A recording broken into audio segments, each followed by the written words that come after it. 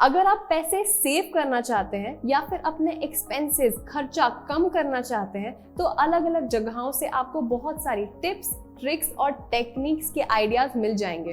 पर क्या आपको ये यूज करनी चाहिए और क्या ये इफेक्टिव होंगी? इन दोनों क्वेश्चंस के आंसर्स मोस्टली नहीं होते हैं, पर अब आपको और खोजने की जरूरत नहीं है, क्योंकि हम आपको आज बताने वाले हैं एक सिंपल जापानीज ट्रिक जो आपको 35% रिचर बनाएगी। इस ट्रिक का नाम है काकेबो।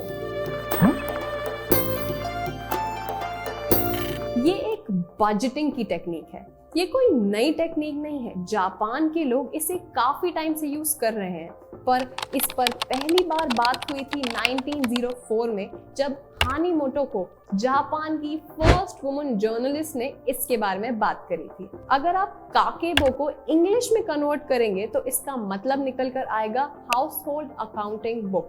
मतलब बेसिकली ये एक नोटबुक है जिसमें आप अपना इनकम, एक्सपेंस और सेविंग सब कुछ ट्रैक करते हैं। काकेबो 4 मेन क्वेश्चंस पे चलता है। फर्स्ट ये कि how much money do you have, आपके पास कितना पैसा है। सेकंड ये कि what proportion of it do you want to save, आप उसमें से कितना सेव करना चाहते हैं। थर्ड ये कि what proportion of it do you want to spend और यू स्पेंड, मतलब आप उसमें से कितना खर्चा करना चाहते हैं या कितना खर्चा करते हैं। चौथा ये कि how can you make it better, आप उसे और अच्छा कैसे बना सकते हैं।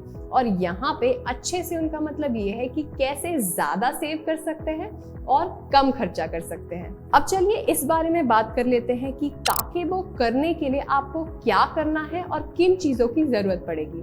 तो ये करने के लिए आपको सिर्फ 2 चीजों की जरूरत पड़ेगी, और वो है 2 नोटबुक्स, एक बड़ी नोटबुक और एक छोटी नोटबुक। तो जो बड़ी नोटबुक होगी उसमें आपको अपनी 3 चीजें बहुत ऑर्गेनाइज्ड वे में लिखनी है, और वो ये है कि आपकी इनकम क्या है, आपकी एक्सपेंस क्या है और आप कितना पैसा सेव करते हैं। मतलब बेसिकली एक मंथली प्लान बनाना है।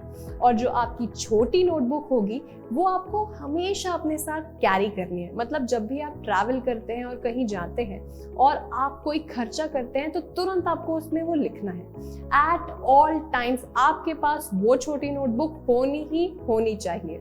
मतलब अगर आप 1 रुपए या 1 येन जो है वो जापानीज करेंसी है, वो भी खर्चा करते हैं तो उसका रिकॉर्ड भी उस छोटी नोटबुक में होना ही होना चाहिए। और फिर जब आप घर वापस आएंगे तो जो भी आपका एक्सपेंस हुआ होगा वो आप एक ऑर्गेनाइज तरीके से अपनी बड़ी नोटबुक में ट्रैक करेंगे। आपको अपनी बड़ी नोटबुक में एक मंथली प्लान भी बनाना है, और वो आप कैसे कर सकते हैं? फर्स्ट ऑफ ऑल तो आपको अपने एक्सपेंसेस लिखने हैं, और आपको अपने एक्सपेंसेस 4 कैटेगरीज में लिखने हैं। और उसमें फर्स्ट आता है एक्सपेंसेस ऑन लिविंग। तो इसमें आप वो एक्सपेंसेस लिखेंगे जो आप डे टू डे लाइफ में ज़रूरी चीज़ों पे करते हैं, मतलब अपने रेंट का पैसा, इलेक्ट्रिसिटी बिल, वाटर बिल वगैरह वगैरह। सेकेंड है एजुकेशनल एंड कल्चरल एक्सपेंसेस। इस कैटेगरी में आप वो एक्सपेंसेस लिखेंगे जो आप एजुकेशनल चीज़ों पे करते हैं, यानी कि कॉलेज और स्कूल की चीज़ों पे या फिर कॉलेज या स्कूल्स पर। और इसमें आप जो कल्चरल एक्सपेंसेस करते हैं वो भी लिखेंगे।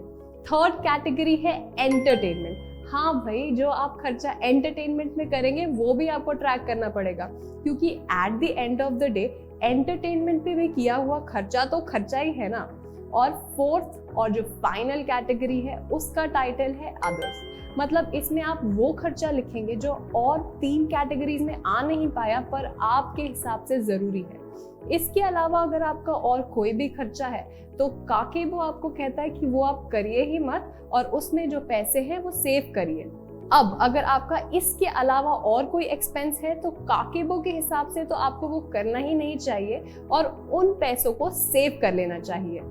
अब जब आपको पता होगा कि आप कहाँ और कितना खर्चा कर रहे हैं और आपके पास अपने खर्चों का पूरा रिकॉर्ड होगा, तो आपका ब्रेन ही अलग तरह से काम करने लगेगा।